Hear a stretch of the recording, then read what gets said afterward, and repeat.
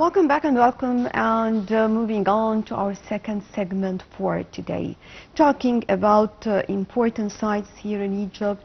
These sites will tell us more about the different stages in our history, and I always say that we recommend visiting some of the palaces located all around Egypt, because each of these palaces will tell you something about a certain period of time in the Egyptian history. And today we are going to focus more on the Sakakini Palace. Over the phone we have Mr. Samir Abbas, tourism expert and researcher in Egyptian history. Hello. Hello, good morning, Rasha. Good morning, sir. So, first of all, I would like to shed the light on the importance of the Sakakini Palace, and what can you tell us about this historical site? First, I would like to share my personal impression when I had seen the palace for the first time. I was not aware, actually, that was almost 15 years ago, I was not aware about the palace at all. And I was invited by a friend, he's living in the surrounding area, for a dinner in one of the local restaurants there. And once I made it to the square and I looked at the palace at night, I had a very interesting impression. It is out of place. It is as if it is landed from the sky. You know, it has nothing to do with the common surrounding at all. That was my first impression. Like the palace itself, you know, the palace dates back to the 19th century, was like completed after 5 years of building around 1897. So, and to help our audience, you know, actually to imagine, to see what we are talking about, is it was built on 100% European Italian style, with 400 windows, with 300 statues, which is not sure actually most of them is still around anymore. 50 rooms and 5-story building. So the house was built by Habib al-Sakakini.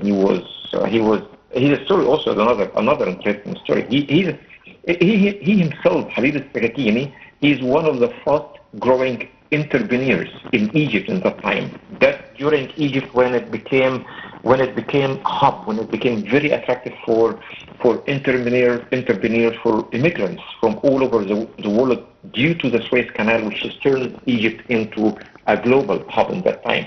So he was a contractor himself, but he preferred to attract an Italian contractor to replicate a palace which he's seen it in Italy. He liked it to build something similar for him and his family in Egypt.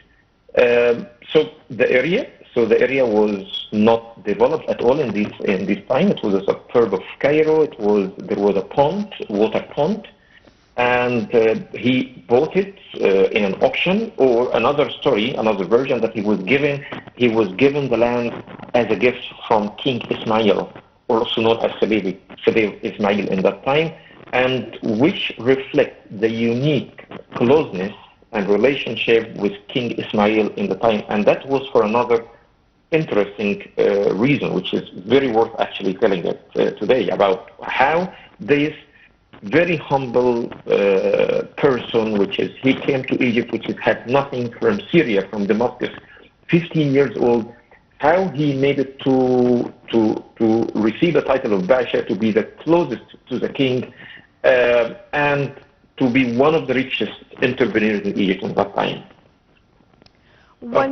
When we say that this palace can add to the concept of the diversity of Egyptian culture, how can we explain this? That's very much true. You know, that's very much true, and that was the common of Egyptian culture.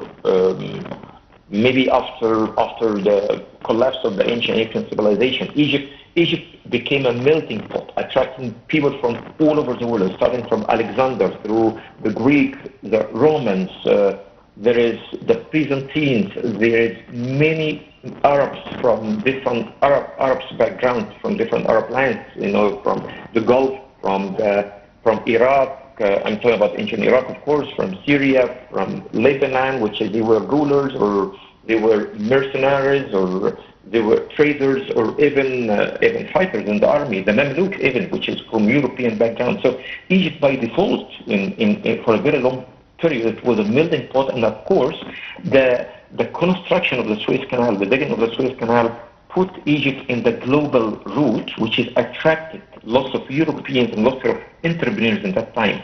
So Habib al-Sakini, he was only 15 years old when he made it to Egypt, and he's coming from a Syrian background, Damascus, more specific. And he was a very humble worker in the Suez Canal project, and he used to receive his payments was like 3 francs a month in that time, which is almost like very, very humble. But there was an opportunity for him, so there was a big problem which is facing the workers of the Suez Canals. In the workers' camps, there was the spread of the plague, which is killing many of them. And the managers at that time, they couldn't solve the problems, and he came with a very simple idea. He said, send me back to Cairo. I will hunt many cats, street cats, from Cairo streets. He loaded them on camels, and he starved them during the way to Suez Canal site, and he let them in the workers' camps to kill and eat all of the mice, that was the reason of the spread of the plague. When King Ismail hears about that the plague disappeared from the workers' camp, he was asking for the reason, and they brought this young Syrian, smart boy or guy, and then he entrusted him. He asked him that to help him with another project. The other project, which is King Ismail had a big problem with, that was the Opera House, which used to be in Abbas Square in Cairo. So the Opera House was supposedly to be finished in the time of the inauguration of the Suez Canal, but it was with the work speed, with the work techniques in that time, it was impossible. When he was entrusted on the project, when King Ismail entrusted him on the project, and he entrusted a very young man in that time for this project, Habib al-Sakini, he came with another interesting idea of shifts, of 3 working shifts, each shift 8 hours. So he introduced the 24/7 terms into Egypt at that time, and by doing that he tripled the work speed, and he managed to finish the Opera House, which is the first opera house not only in Cairo, in Egypt, and in Middle East and Africa, in the southern part of the Mediterranean, and it operated for the inauguration of the Suez Canal. That all these efforts attracted attention to him. He became a close friend to King Ismail, his helper, his counselor, and that's how he managed to get these special spots and have the power and have the influence to build a palace like this one. Well, the design itself, as we can see on the screen, is amazing, and the being inside is completely different. I mean, the gorgeous entrance, we can see many beautiful pieces all around. Could you tell us more information about this palace from inside, and what are the important parts that we need to stop by? One of the interesting features of this house is it was led by electricity, and that was one of the earliest, or maybe the only actually in this area, to be led by electricity. And to lead it by electricity, there was a cable. A cable has been extended all the way from the Sataya, which is power station, and where the power station at that time, to the palace. So the palace itself, it has, apart from the 400 windows and 300 statues, 5 floors, it has 3 axes. And there was a main axis, which is the guest axis, which is the luxury one, leads to the big reception. There was a second axis, a smaller one from the side for the people who lives in the house, for the inhabitants of the house. And there was a third axis for the servants, for the workers who used to work in the palace. So every inch from inside, it was decorated, richly decorated with Baroque style, European Baroque style, with paintings, with nice pillars, with artwork, which is very, very unique artwork. And on the top of that, it has an elevator, which is maybe one of the very few buildings in that time in Egypt, which has an elevator.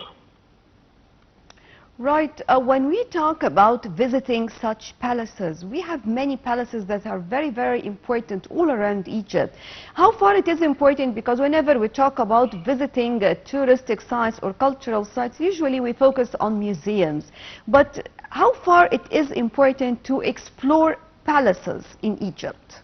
It's the history of Egypt. Many of the Egyptians, they don't know much about the global importance of Egypt, especially in the 19th century, following the Suez Canals.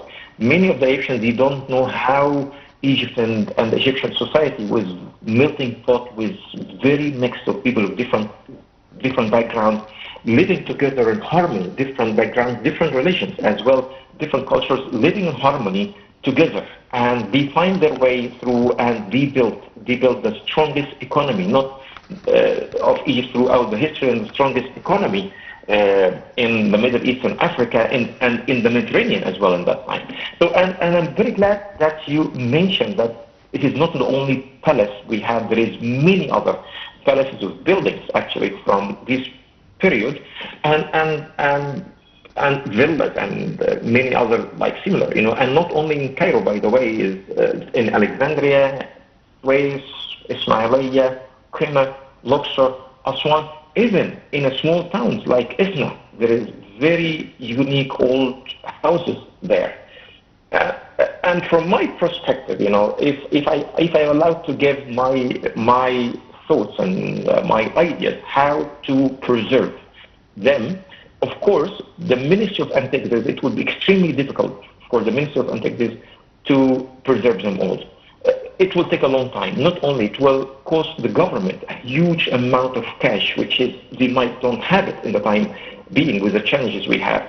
I think that what I proposed here instead, we can leave some of them to entrepreneurs to renovate them, and when they do the renovation, they do it on the same style. On the same style, of course, and that is under the Ministry of Antiquities supervision. And which is other word POT, and leasing these houses, these villas for them for like 20 years more or less.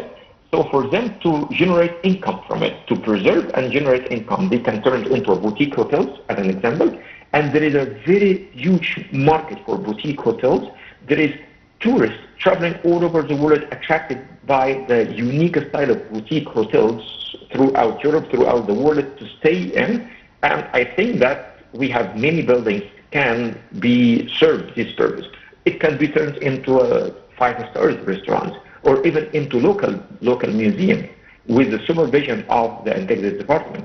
There is, by the way, that is not something which is completely new in Egypt. There was successful example in stories of such corporations happens, without mentioning names, of course, and the result was extremely successful. And these buildings and these palaces has been very well preserved until now. And I really hope this happens soon before it gets late and we lose very important part of Egyptian heritage and history preserved in these buildings, which is impossible to recover. Mr. Samir Abbas, tourism expert and researcher in Egyptian history, thank you very much for joining us. I guess with this we come to the end of our breakfast show for today. Thank you all for joining us, and stay tuned for more coming up on Nile TV International.